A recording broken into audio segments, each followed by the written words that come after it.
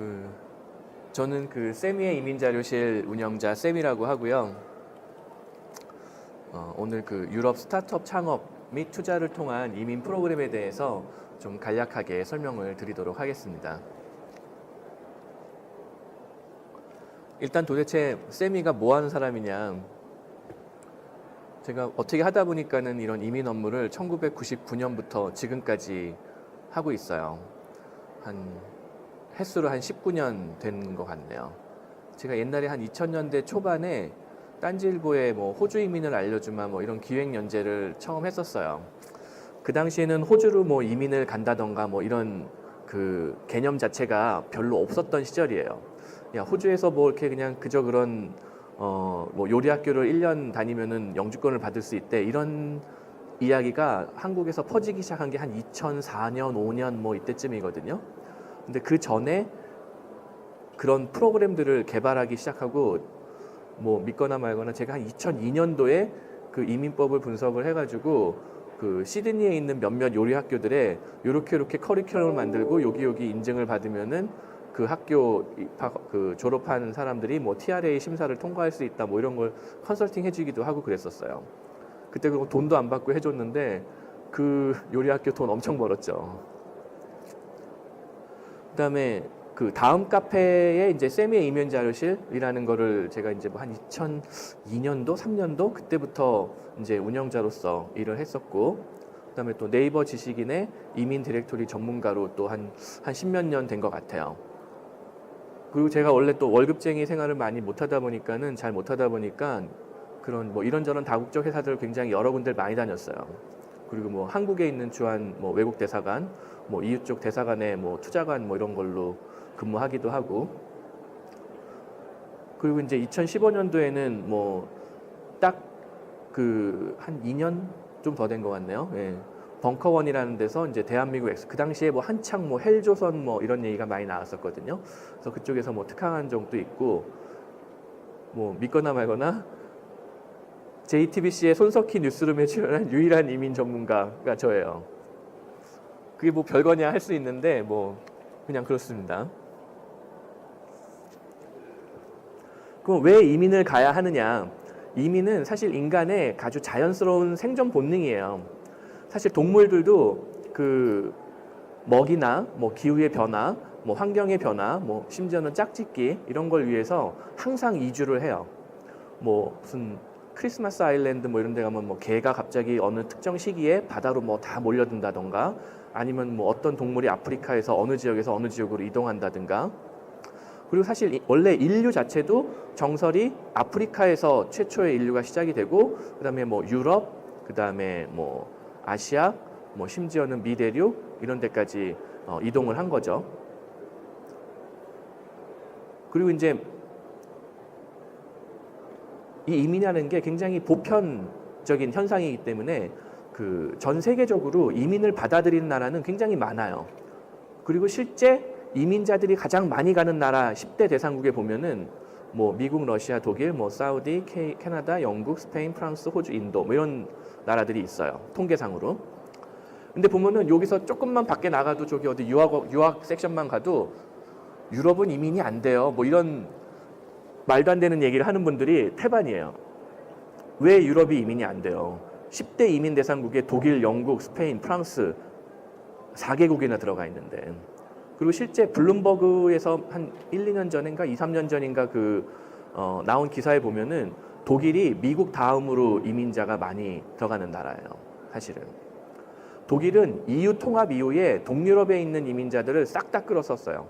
엘리트, 특히 엘리트 계층, 뭐 웬만한 폴란드나 체코의 의사들이 지금 다 독일 가 있어요. 뭐 루마니아, 불가리아 말할 것도 없고, 엔지니어도 마찬가지고. 근데 그 EU 통합 이후에 어떤 국경이 없어지는 그런 현상으로 인해서 그런 엘리트들을 다 끌어썼음에도 불구하고 독일 같은 경우에는 그래도 인력이 부족하다. 지금 실업률이 3몇 %대예요. 되게 경제학을 여기서 공부하신 분들인지 모르겠는데 실업률이 통상 한 뭐 5%, 6% 요 정도가 적정 실업률이라고 하거든요. 왜냐? 여기 이제 자기가 사장님이신 분 있는지 모르겠는데 내가 사장인데 실업률이 한 2%, 3% 되면은 굉장히 괴로워요. 뽑을 사람이 없어요. 지금 독일 같은 경우에는 무슨 뭐 소프트웨어 개발자를 뽑는다고 구인 공고가 나면은 독일어로 된 이력서가 거의 안 들어온대요. 독일어로 일을 할 수 있는 그 엔지니어들은 씨가 말랐어요. 그러니까 심지어 어떤 현상이 나냐면은 독일어를 못해도 좋으니까 영어만이라도 하자. 그러면 독일 사람들이 정말 영어를 다 잘하느냐? 그것도 아니거든요. 그 독일 회사 안에서도 영어를 잘하는 사람도 있고 못하는 사람도 있지만 엔지니어가 그래도 떠듬떠듬 서로 간에 영어로라도 업무를 할 수 있으면은 뭐 인도 사람이고 중국 사람이고 뭐 우크라이나 사람이고 다 뽑겠다. 지금 그런 분위기예요. 그리고 이미 시대가 많이 바뀌었어요. 제가 이런 얘기 많이 했는데 여기 뭐 대기업 다니신 분들 있을지 모르겠지만 옛날에는 저기 구미나 이런 데 가면은 뭐 LG 공장, 뭐 삼성 공장 이런 게 많았었어요. 지금 자기가 가지고 있는 핸드폰 까서 뒤에 배터리 열어보면은 메이드 인 코리아인 것도 있고 메이드 인 비엔남이라고 되어 있는 게 있어요. 보면 삼성전자고 LG전자고 다 공장이 어디가 있느냐? 베트남에 가 있어요, 지금. 그러니까 베트남, 여기는 지금 오늘 마침 베트남에서 뭐 아파트 팔겠다고 오신 분들이 없는데 베트남에 가면 지금 아파트가 난리예요. 왜냐? 한국의 대기업들의 공장이 거기 다 가 있다는 얘기는 베트남의 중산층이 앞으로 늘어날 거라는 반증이거든요.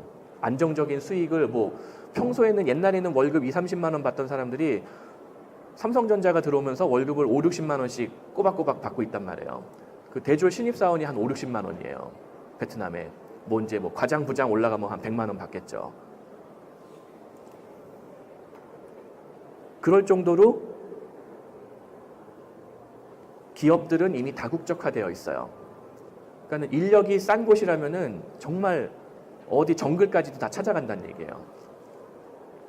그리고 또 예전하고 달라진 게 제가 호주를 처음 이민 간 게 한 1998년도에 처음 갔는데 그때는 인터넷이 아직 잘 발달하지 않았던 시절이에요. 저는 사실 98년도에 군대 제대하고 바로 호주를 갔었는데 컴맹이었어요, 거의. 그래서 제가 한메일 주소를 지금 쓰고 있는데 그 당시에 호주에 처음 민박집 가니까는 어디 인도네시아 칼리만탄 뭐 이런 데서 온 약간 원주민 계열의 하숙생이 같이 있었어요. 그 학생이 제 한메일을 만들어줬어요. 제가 인터넷을 못해가지고. 야, 이게 말로만 듣던 이메일이구나. 그게 98년이었어요. 근데 지금은 뭐 카톡이나 무슨 뭐 기타 커뮤니케이션 할 수 있는 각종 도구들, SNS를 활용하면은 실시간으로 커뮤니케이션이 가능해요. 저희 와이프가 지금 독일에 있는데 어저께 보니까 애들 데리고 수영장을 갔더라고요. 그걸 어떻게 하느냐? 거기서 카드를 긁으면 저한테 문자가 와요. 그리고 어디 뭐 아울렛 가서 뭐 사면은 바로 문자가 오니까 실시간으로 그런 걸 알 수 있게 돼요. 즉 무슨 얘기냐?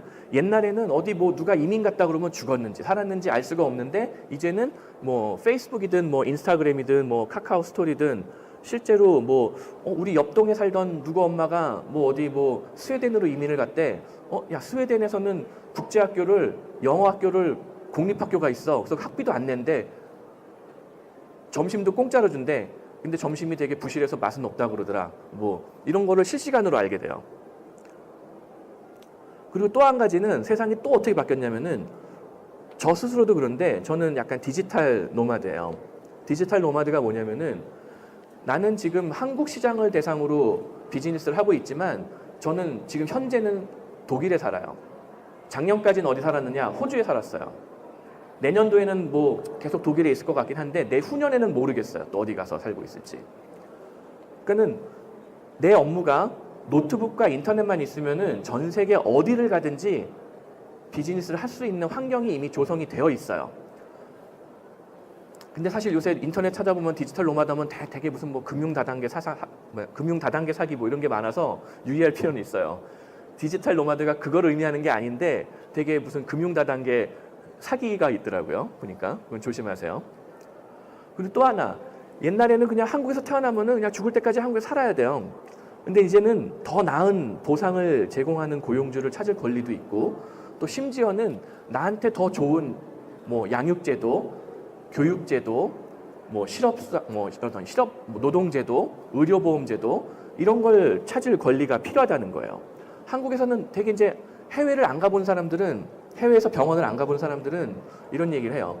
그 의료보험은 한국이 최고다.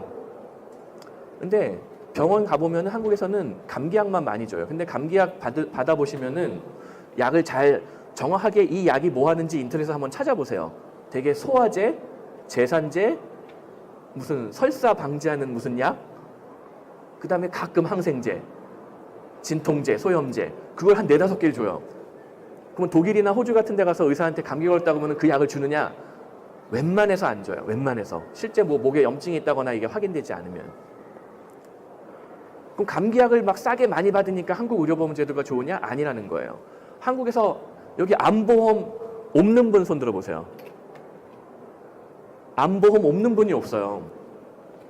맨날 제 친구들이나 이런 사람들 맨날 와서 보험 들라고 그러는데 암보험 1인당 들면 되게 1인당 가족 1인당 뭐 한 20만 원, 30만 원 내거든요. 그걸 20년, 30년 내야 돼요. 그리고 막상 암에 걸려서 가면은 요 암은 안 됩니다. 이런 경우들도 많아요. 그다음에 암에 걸린 사람이 직접 와야지 보험금을 줄 수 있어요. 뭐 이런 경우도 있어요. 그거 30년 내면은 한 6천, 7천, 뭐 거의 1억 가까이 돈 돼요. 근데 해외에서 웬만한 선진국, 복지선진국 가면은 그 암이 걸리던 뭐가 걸리던 일단은 다 무상으로 치료를 해줘요. 그다음에 병상 뭐 입원비 무슨 뭐 식비 이런 거 다 무료예요. 병원 안에 있을 때는. 그러니까 실제 의료보험이 어떤 그 사회의 구성원이 어디가 정말 심각하게 아파서 어떤 위기를 겪을 때 그 사람뿐만 아니라 그 가족까지도 다 돌봐주는 게 의료보험이거든요. 근데 그런 제도가 해외는 잘 돼 있어요. 간병인 이런 개념 자체가 없어요. 간호사 아니면은 간호조무사가 그 환자를 다 돌봐주고 뭐 가족이 병실에 가서 수발을 든다 그런 개념 자체가 없어요. 가족이 들어가질 못하게 해요. 웬만해서 딱 정해진 면회 시간 외에는. 근데 한국은 감기약은 많이 주지만 사실 약도 아닌 감기약을 많이는 주지만 실제 뭐 가족 중에 누가 아프면은 심하게는 그냥 그 집안이 폭삭 망하는 경우들이 많아요. 그리고 이제 또 이민으로 얻을 수 있는 의외의 부수입 같은 게 뭐가 있냐면 자산의 안정적 관리가 가능해요. 한국이 OECD 국가 중에서 2번째로 상속세를 많이 내는 나라인 거 혹시 아세요? 일본이 1위고 한국이 2위예요. 거의 한 40-50% 내요. 뭐 내가 뭐 가진 돈이 없는 사람은 상관이 없는데 사실 요새 강남 4구 뭐 서울 시내 아파트 한 채만 갖고 있어도 그 상속세 면제 범위에서 벗어나요. 근데 내가 열심히 일해가지고 뭐 대기업을 뭐 열심히 20-30년 다녀가지고 이제 은퇴를 위해서 아파트 한 2채, 3채를 하신 분들은 벌써 이미 자산이 몇십억 되거든요. 요새 엄청 올라서. 근데 강남 4구에 뭐 우리 집만 그런 게 아니라 대부분의 그 좀 뭐 한국에서 대기업이든 뭐 직장생활 20-30년 해가지고 은퇴하신 분들이 이제 상속을 생각하면은 그 상속세를 피할 방법이 없어요. 근데 유일하게 불법적인 방법이 아니라 합법적으로 절세할 수 있는 방법 중에 하나가 이민을 통해서 한국에 있는 자산을 합법적으로 반출할 수 있는 방법들이 생긴다는 거예요. 그래서 이민의 종류가 총 몇 가지가 있느냐? 굉장히 다양한 종류들이 있는데 크게 카테고리를 나누면 기술 이민, 취업 이민, 사업 이민, 투자 이민, 뭐 결혼 이민, 뭐 기타 등등 이민들이 있어요. 근데 이제 통상 기술 이민이라 하면은 고용주가 없이 나의 자격을 점수화해서 받는 영주권, 뭐 이민 이걸 의미하는 거고, 취업 이민은 고용주가 필요한 이민이에요. 해외에 고용주만 있고 고용계약서만 주면 이변이 없는 한 진행할 수 있는 게 취업 이민이에요. 물론 기본적인 학력이라든가 어학이라든가 뭐 이런 조건이 필요한 경우들도 있어요. 나라에 따라서. 그다음에 사업 이민은 사업 계획 및 수행 자금이 필요해요. 투자 이민은 아주 큰 투자금이 필요해요. 여기 바로 보니까 여기 누가 키프로스에서 누가 왔더라고요. 그러니까 200만 유로 투자하면은 EU 시민권을 한 3개월에서 6개월 안에 취득할 수가 있어요. 그러면 EU 시민권을 받았고 이미 키프로스 여권을 받으면 키프로스 안 살아도 돼요. EU 국가 어디든지 마음대로 갈 수가 있어요. 그러면 그 200만 유로는 없어지는 돈이냐?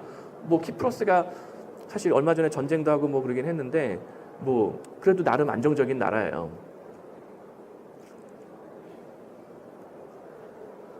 그리고 이제 뭐 너무 뻔한 얘기인데 이민 준비 시에 유의할 사항들이 꽤 있어요. 여기도 지금 뭐 이민 섹션도 그렇고 유학 섹션도 그렇고 하면은 뭐 말도 안 되는 카더라 썰들을 막 상담을 해주죠.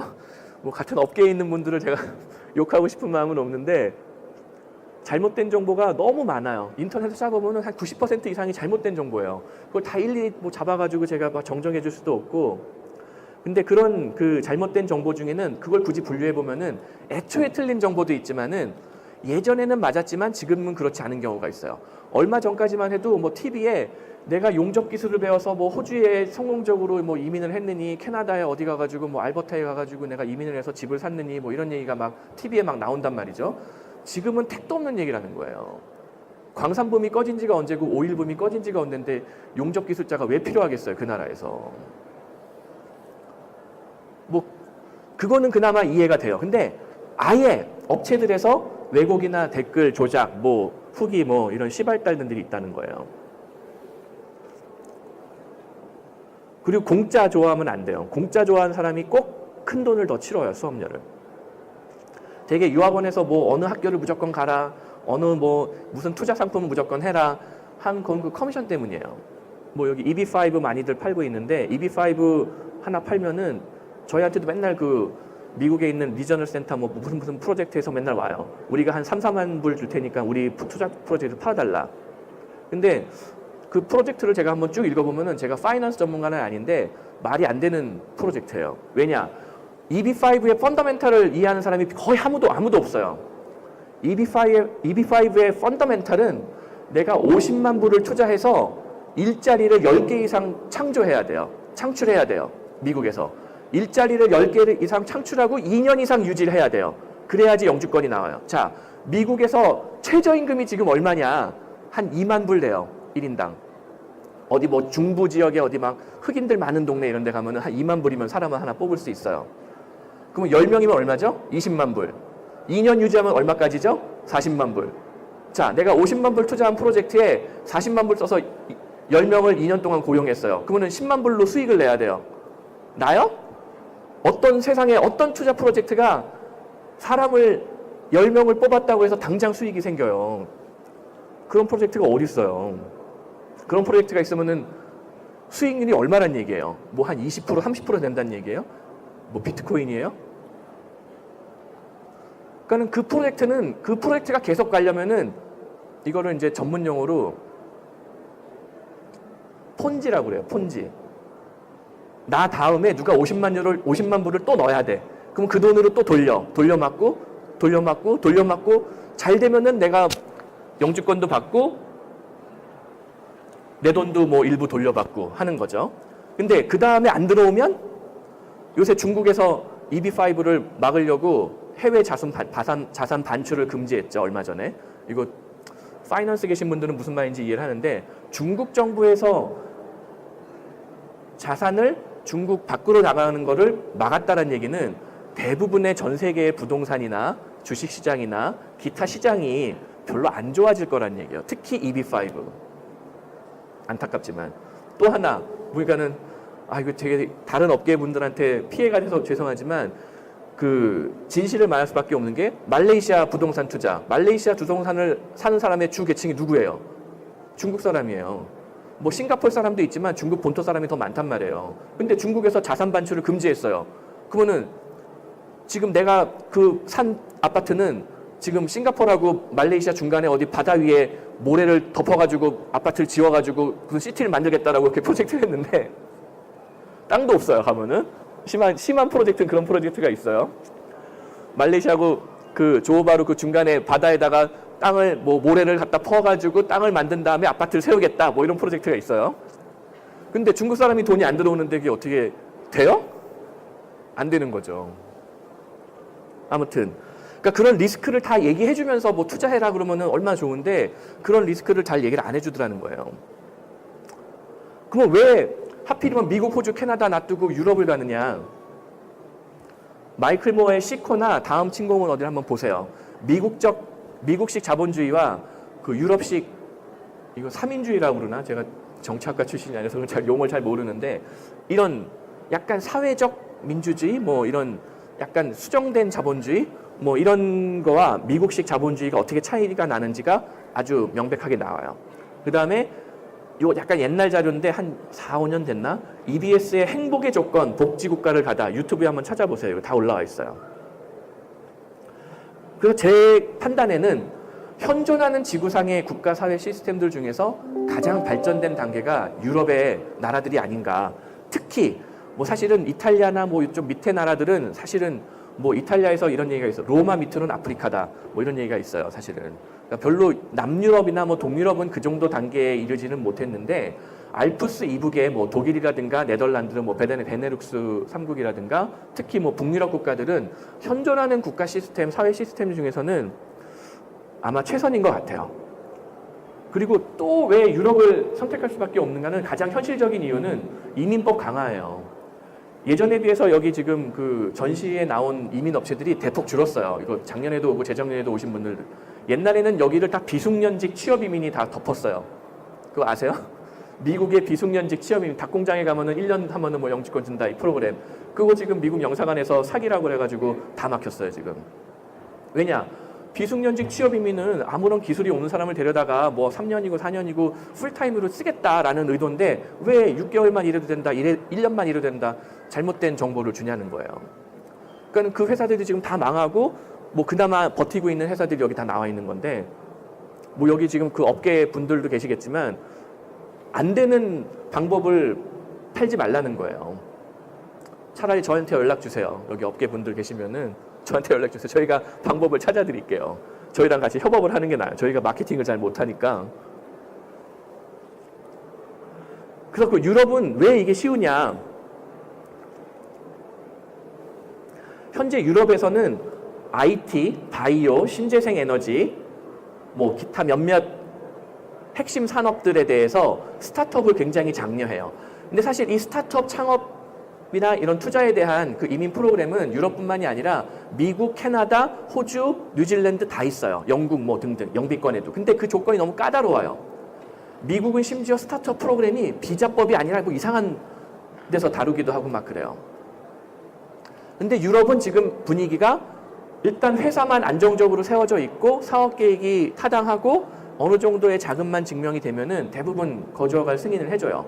그리고 그거를 5년 이상 유지하면은 통상 EU 영주권을 받을 수 있어요.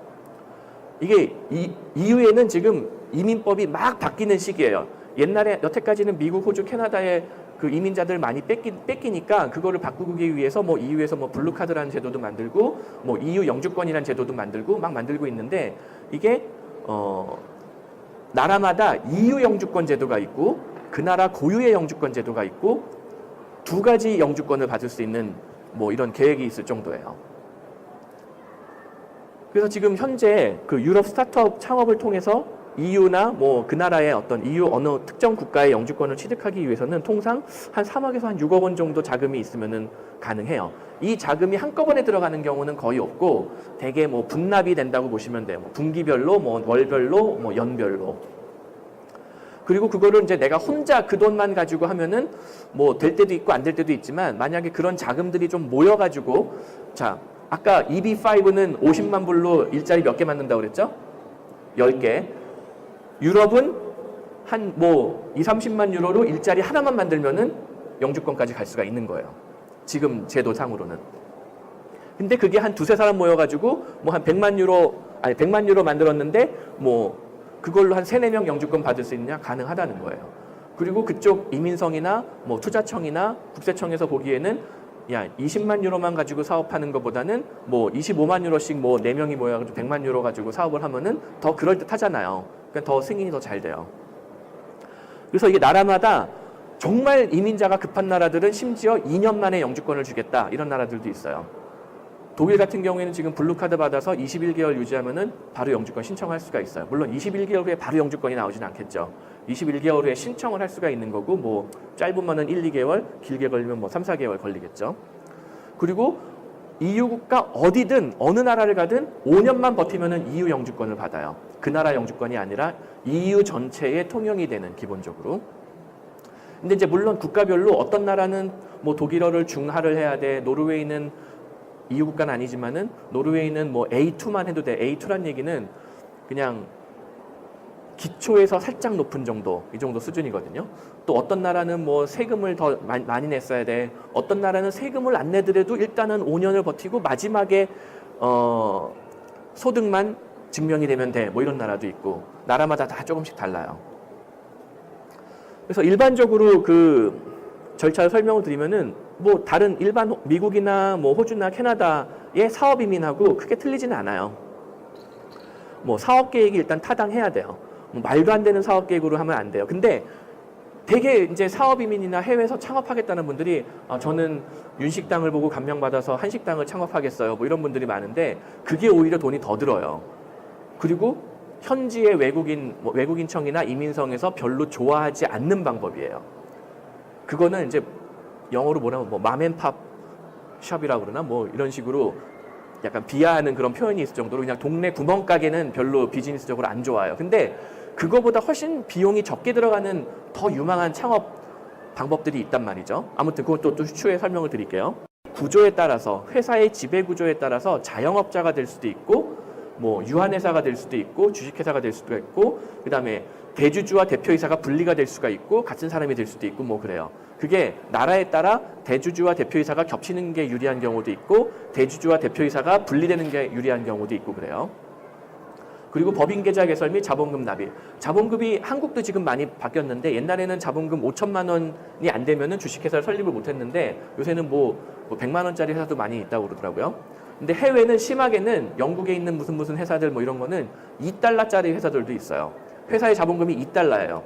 이제 그걸로 월급도 못 주니까 사실은 의미는 없는데 2달러짜리 회사를 받아서 설립해서 거기서 매출을 바로 올릴 수 있으면은 상관이 없다는 거예요. 그리고 그 법인과 대표이사나 그 고용인들이 다 분리가 된 경우에는 그 법인과 고용계약서를 작성해서 내가 뭐 비자를 받을 수가 있고 뭐 법인과 대주주가 그러니까 대표이사와 대주주가 분리가 안 된 경우에는 뭐 자영업자로 진행하게 되고 뭐 그래요. 그리고 이제 그게 설립했다고 끝나는 게 아니라 그거를 뭐 1년, 2년, 3년, 5년까지 유지를 해야 되는데 그러려면 당연히 세금이라든가 연금이라든가 보험이라든가 뭐 법인세 신고, 뭐 부가세 신고 이게 다 돼야겠죠. 오히려 이 비용이 더 비싸요. 해외에서 회계사들 얼마씩 받느냐 시간당 뭐 200유로, 250유로씩 받고 그래요. 변호사 전화 한 통화 하면은 딸깍 15분 끊으면은 뭐 100유로 달라고 그래요. 그리고 이제 더 중요한 거는 그런 회계사 변호사를 쓰지 않을 수가 없는 이유가 뭐 현지의 회사법, 세법, 노동법, 이민법 이게 제대로 그 유지가 안 되면은 그 법인에 뭐 갑자기 5년이 안 됐는데 국세청에서 감사 나와서 뭐 폭탄을 맞는다든가 이럴 수도 있다는 거예요. 그래서 그런 걸 피하기 위해서라도 뭐 변호사나 현지 변호사나 회계사의 어떤 그런 컨설팅을 받아들이는 게 좋아요. 비용이 좀 들더라도. 그리고 통상 뭐 2년에서 5년 후 거주 요건을 만족한 후에 영주권을 받으실 수가 있어요. 이게 큰 그림이에요. 물론 이제 저희 같은 경우에 이런 걸 다 진행을 해드릴 수가 있는 거예요. 저희가 직접 진행해드리는 부분, 현지 변호사나 회계사하고 같이 협력해서 진행해드리는 부분 뭐 돼 있는 거죠. 그리고 또 나는 내가 직접 회사를 설립하는 건 너무 부담스럽다. 사실 대부분의 분들이 뭐 그렇게 회사를 한국에서도 운영해 본 적이 없는 경우들이 많거든요. 나는 월급쟁이 생활만 했지 실제로는 뭐 회사 대주주가 뭐 어떻게 되고 등기이사가 어떻게 되는 거고 법인세 신고는 뭐 어떻게 되는 거고 어떤 경우에는 부가세가 붙고 어떤 경우에는 부가세가 안 붙고 이걸 대부분 잘 모르세요. 또 이게 나라마다 또 다르기도 하고. 그러니까는 나는 모르겠으니까 그냥 그 스타트업 회사에 우리 가족 중에 한 명이 제3자가 자금 지원 합의를 하겠다. 내가 뭐 매월 얼마씩 그 회사에다가 자금 지원을 하겠다. 대신에 우리 가족 중에 뭐 누구를 채용해달라. 이렇게 얘기할 수가 있는 거예요. 취업 청탁을 하는 거죠, 일종의. 근데 취업 청탁 자체가 불법은 아니란 말이에요. 한국에서는 그게 이제 뭐 공기업이라든가 어떤 이런 회사에 이익에 반해서 취업 청탁을 하게 되면은 배임이나 횡령이 되는 건데 뭐 해외에 있는 회사에 그런 한국법이 적용되는 건 아니란 말이에요. 그래서 뭐 고용계약서를 뭐 현지 국가의 노동법이나 이민법이 요구하는 최소한의 연봉에 맞춰서 작성을 하고, 근데 여기서 숨겨진 비용이 있어서 주의를 해야 돼요. 되게 이제 독일 같은 경우에 현재 블루카드가 가능한 최저 연봉이 52,000유로예요. 그러면은 나는 52,000유로만 지원하면은 고용계약서 받을 수 있겠구나. 뭐 이렇게 잘못 오해하시는 분들이 있으신데 그게 아니에요. 한국에서도 4대 보험을 내가 내면은 고용주가 4대 보험을 한 번 더 내요. 똑같은 레이스로. 내가 국민연금 4.5% 내고 고용주가 4.5% 내는 거 아세요? 네. 이걸 잘 모르시는 분들이 있으시더라고요. 그 다음에 고용주는 퇴직금도 적립을 해야 돼요. 그렇잖아요. 내가 퇴직할 때 1년 근무했으면은 한 달치 퇴직금 주는 거 아시죠? 그래서 그런 것들이 한국에서도 거의 한 20% 가까이 고용주가 추가 부담을 하게 돼요. 독일은 그게 좀 더 세요. 뭐 한 명목상으로 한 20, 25%, 보이지 않는 비용까지 합치면은 뭐 30%. 그 다음에 그 정도를 뭐 자금을 매출을 잡았다? 그러면 부가세가 19% 막 이래요. 그럼 매출에 대한 19% 또 내야 된단 말이에요. 그리고 또 하나 이제 고용계약서 작성할 때 유의할 게 아까 대주주와 대표이사 뭐 이런 얘기를 제가 했는데 어떤 경우에는 고용관계가 성립할 수 없는 법적인 구조가 되는 경우들이 있어요. 그래서 그런 거를 유의하셔야 돼요. 이거는 고용관계가 성립한다라는 거를 반드시 나라별로 확인을 하고 진행을 하셔야 돼요. 어떤 경우에는 이거는 외국인청이나 국세청이나 기타 뭐 관계에서 이거는 고용계약서로 인정할 수가 없다. 이 경우에는 자영업이다. 그러므로 자영업 사업비자나 다른 비자를 신청해라. 이런 경우들이 생겨요.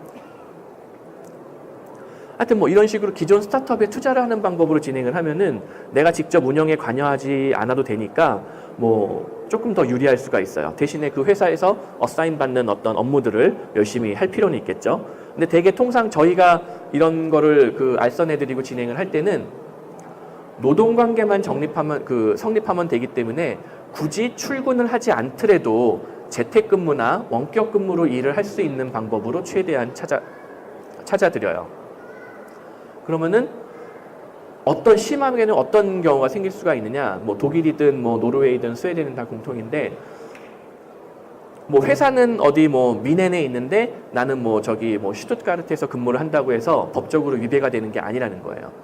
독일 내에만 있다면 회사는 어디 뭐 프랑크푸르트에 있는데 베를린에서 영주권 받으신 분도 있고 뭐 그랬었어요. 그리고 이제 업종은 일단은 저는 약간 보수적으로 접근하는 편이라서 수익을 내는 것도 물론 중요한데 비용을 컨트롤하는 게 더 중요하다고 생각하는 그런 입장의 소유자거든요. 그래서 수익을 내는 것도 물론 중요하지만 수익을 설사 못 내더라도 비용을 내가 컨트롤할 수 있는 방향으로 하자. 그래서 되게 많이 권해드리는 게 온라인 기반의 비즈니스를 하라고 저희는 많이 말씀을 드려요. 하다못해 무슨 뭐 구매 대행이라도 하라 이거예요.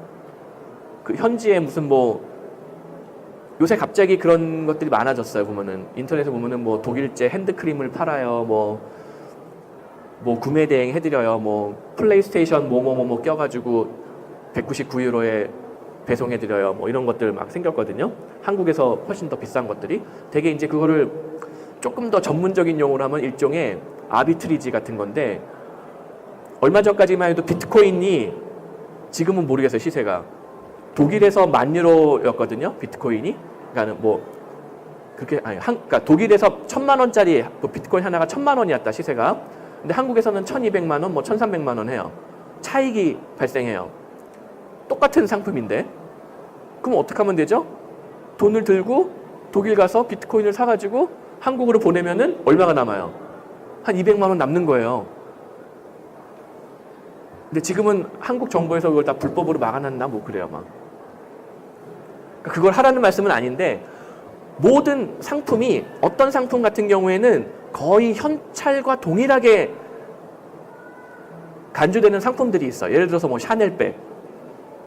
저는 왜 그걸 몇백만 원씩 주고 사고 무슨 뭐 버킨백이 몇천만 원이고 이해를 못 하는데 여성분들은 생각이 다르단 말이에요. 남자하고. 한국에서 500만 원짜리인데 거기 갔더니 350만 원이다. 그러면 이거는 거의 현찰과 동일한 가치를 가지고 있다는 거예요. 그러니까 그거를 뭐 어떻게 뭐 한 EU FTA의 조항을 최대한 활용을 해서 부가세까지 환급받고 관세 안 내고 한국으로 들여올 수 있다면은 거의 뭐 30% 마진이 남는 경우도 있다는 거예요. 되게 병행 수입하는 뭐 이런 것들. 그러니까 그런 류의 비즈니스를 찾아라는 거예요. 그게 어떤 게 뭐 딱 있다 제가 막 짚어드리지는 못해요. 뭐 여기 이제 아기 키우는 분들은 얼마 전에 우리 와이프가 어디 독일에 무슨 아이들 전문 매장 갔더니 그 뭐죠? 그 스토케? 그게 뭐 한 50만 원, 60만 원을 파는 거예요. 근데 한국에서 이게 뭐 150만 원, 200만 원 한다는 거예요. 그래서 그걸 누가 200만 원 주고 사냐고 나는 절대 안 산다고 그랬는데 강남 엄마들이나 뭐 분당 엄마들은 산다는 거예요. 그러니까는 같은 거의 현찰화하기가 쉬운 그런 상품들이 독일에서는 싼 게 한국에서는 비싼 것들이 있다는 거예요. 혹은 뭐 노르웨이 현지에서는 싼 게 한국에서는 비싼 거, 이런 것들을 찾는 비즈니스를 하시라는 거예요. 그거 찾는 거는 내 노동력이나 뭐 교통비 이런 거는 들지 모르겠지만 무슨 뭐 크게 재고 부담이 있는 건 아니란 말이에요. 사서 바로 보내면 되니까. 그리고 또 하나는 뭐 이런 것들이 있어요. 지식 정보 기반의 업종. 여기서 이제 코딩 하시는 분들, 이런 분들 뭐 있으면은, 자, 내가 VPN만 열어주면은 한국에서 일을 하나, 솔직히 어디 일본에 가서 일을 하나, 태국에 가서 일을 하나, 어디 뭐 지중해 어디 뭐 스페인 같은 데 가서 일을 하나, 차이가 없다는 거예요. 그 저희 직원 중에도 보면은 이제 뭐 그래픽 디자이너 이런 분들이 있거든요. 그래픽 디자이너가, 자, 그래픽 디자이너가 반드시 어느 회사에 출근해서 일을 해야 되느냐? 아니라는 거예요. 원격으로도 얼마든지 근무할 수가 있어요. 흔히 이제 디지털 노마드 뭐 이런 얘기가 여기서 나오는 거란 말이에요. 그리고 또 돈이 안 되는 비즈니스, 유학원. 여기 있는 유학원들 자본금이 얼마인 것 같으세요? 나와 있는 유학원들. 없어요, 자본금 거의. 제가 2002년도에 처음 이런 비즈니스 시작할 때 호주에서, 시드니에서 2001년도인가 2년도인가 처음 시작을 했었는데, 그 전까지는 제가 약간 NGO 스타일로 그냥 비영리적인 활동을 하다가 아는 어떤 유학원 누나가 저의 어떤 그런 정보 분석 능력을 높이 평가를 해서 저랑 같이 동업을 하자고 해가지고 제가 이 일을 시작을 하게 됐어요. 그 당시에 얼마씩 자본금 냈느냐, 호주 달러로 1,000불, 저 1,000불, 그 누나 1,000불 그렇게 해가지고 시작을 했어요, 비즈니스를. 그 당시에 호주 환율이 얼마였느냐, 한 600 몇십 원 그랬어요. 지금 800 몇십 원 하는데 그럼 얼마예요? 한 700만 원이 안 되잖아요. 둘이 1,400만 원 가지고 비즈니스 해가지고 여기까지 왔어요. 부동산 중개업, 나라마다 다른데 법이, 어떤 나라는 부동산 중개사가 허가제가 아니에요. 그냥 신고제예요. 아무런 자격이 필요 없어요. 내가 과거에 무슨 뭐 뱅크럽시니까는 뭐 파산을 했다거나 뭐 어떤 뭐 사고를 쳤다거나 범죄를 일으켰다거나 그런 것만 없으면은 내가 부동산을 할 수가 있어요. 지금 독일 프랑크푸르트 같은 경우에 그 부동산 복비를 얼마 받느냐, 5.95% 받아요. 100만 유로짜리 집을 하나 팔잖아요. 얼마지? 59,500유로를 받아요, 부동산에서. 그래도 집이 없어서 난리예요, 지금. 같은 독일 안에서도 이제 조금씩 나눠지긴 하는데, 어떤 데는 뭐 2.95%, 어떤 데는 뭐 4.95% 그런데, 약간 인기 지역인 같은 경우에는 5.95%. 프랑크푸르트의 주재원들 제일 많이 사는 동네 전부 다 5.95%. 집이 없어요, 근데. 그러니까는 내가 그 동네 사는 할머니들, 할아버지들 열심히 찾아다니면서 이 집 저한테 넘기세요, 제가 팔아드릴게요 해가지고 그 집을 따오고 한국에서 오는 주재원들한테 이거 하나 사세요 해서 팔았다. 1년에 100만 유로짜리 단독주택 한 두세 개 팔면은 장사 끝. 뭐 이런 비즈니스들 있다는 거예요. 근데 그거 뭐 돈 들어요? 나 혼자 하는 일이잖아요. 크게 자본이 필요한 일이 아니잖아요. 유학원 자본 필요 없어요. 여행 가이드 자본 필요해요? 없어요. 여행 가이드가 뭐 사무실이 필요해요? 뭐가 필요해요? 페이퍼 컴퍼니 하나만 있으면 된단 말이에요. 근데 반면에 되게 이제 사업 이민 하라고 하는 다른 이제 업체들의 얘기는 뭐 무슨 카페를 오픈해라, 레스토랑을 뭐 10만 불을 투자해서 해라, 뭐 30만 불을 투자해서 뭘 해라, 뭐 이런 경우들이 많아요. 내가 그 나라의 물정도 잘 모르고 언어도 잘 모르고 하는데 큰 자본 투자를 하는 거는 항상 이민 사기로 이어지기가 쉬워요. 전문직 취업 거주 허가를 유지한 다음에 영주권을 신청하면 돼요. 언어 조건도 굉장히 낮아요. 그냥 500시간 노르웨이어 공부하기만 하면 돼요. A2 정도 실력인데, 그다음에 덴마크, 핀란드, 스웨덴은 4년 정도 걸려요. 대략 요 정도 4.5억, 5억 원 정도 예상이면 돼요. 근데 여기서 중요한 차이가 있어요. 독일, 노르웨이, 덴마크가 2년, 3년, 4년 만에 빨리 주는 영주권은 EU 영주권은 아니에요. 그 나라에서만 통용되는 영주권이에요. 근데 반대로 기타 EU 국가들, EU 국가가 굉장히 범위가 넓어요. 불가리아, 루마니아 같이 좀 덜 개발된 이런 나라들도 있어요. 불가리아 신입사원, 대졸 신입사원 월급이 한 40만 원, 50만 원 해요. 베트남이랑 맞먹어요. 그러면은 불가리아에다가 뭐 연락사무소 하나 차려가지고 5년 버티면 영주권이 나와요. 그 비용 얼마 안 들어요. 실제 그거를 해서 거주허가 하고 영주권까지 받는 비용 자체는 1억, 1.5억 정도 들까? 그 정도밖에 안 들 거예요. 근데 이제 생활비까지 생각을 해야 되니까 혹시 몰라서 제가 2.5억이라고 쓴 거예요. 그리고 거기서 EU 영주권을 받았다? 내가 불가리아에서 뼈를 묻을 필요가 없다는 거예요. 뭐 독일이든 뭐 다른 나라로 가면 돼요. 그리고 나는 왜 굳이 그 알아보지도 못하는 키릴 문자를 쓰는 나라를 가느냐. 난 조금 더 살기 좋고 놀기 좋은 뭐 이탈리아에 가겠다. 이탈리아도 생각보다 돈 많이 안 들어요. 이탈리아도 뭐 한 5년 버티는데 한 3억에서 3억 5천? 요 정도면은 가능하지 않을까 예상이 돼요. 그럼 이탈리아 어디 뭐 이탈리아도 이제 북쪽 밀라노 쪽으로 갈수록 생활비가 비싸고 밑에 나폴리로 갈수록 생활비가 적거든요.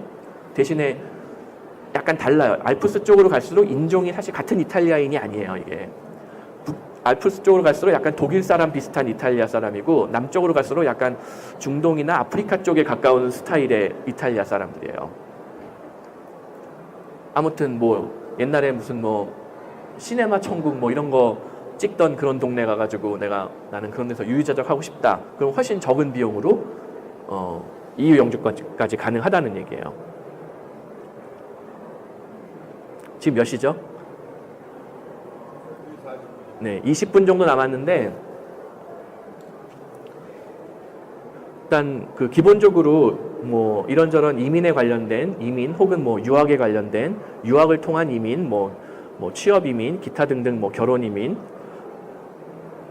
관련해서 어떤 나는 질문이 있다 Q&A를 하고 싶다 할 경우에는 저희 그 카페에 글을 남겨주시면은 저희가 무료로 다 상담을 해드리고요.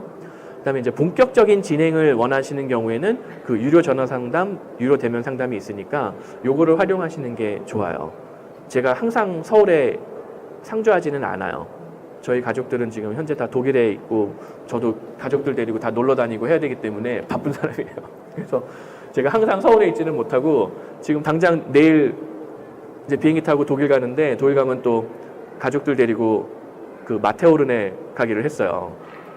그래서 아마 다음 주에는 제가 상담을 잘 진행할 수 있을지 모르겠는데 전화 상담이건 메신저 상담이건 아무튼 그래서 일반적으로 전화 상담, 대면 상담을 통해서 내가 생각하고 있는 것들이 정말 가능한 것인가 뭐 세미가 이걸 봐주면 좋겠다 하면은 그런 것들을 통해서 구체화를 시키고 뭐 저희하고 그게 구체화돼 가지고 이거는 뭐 충분히 뭐 가능성이 있다 그러면 저희랑 그때 정식 대행 계약을 해주시면 되고 여전히 뭐 미심쩍은 부분이 있다 잘 이거는 안 될 것 같다 이건 뭐 될 거는 같은데 나한테 맞지 않는 프로그램이다 하면은 거기서 중단하시는 게 맞아요. 그리고 뭐 지금 한 10분 정도 시간이 남은 것 같은데 뭐 개별적으로 그 질문 사항이 있으시면은 해주시면은 제가 설명을 드리도록 하겠습니다.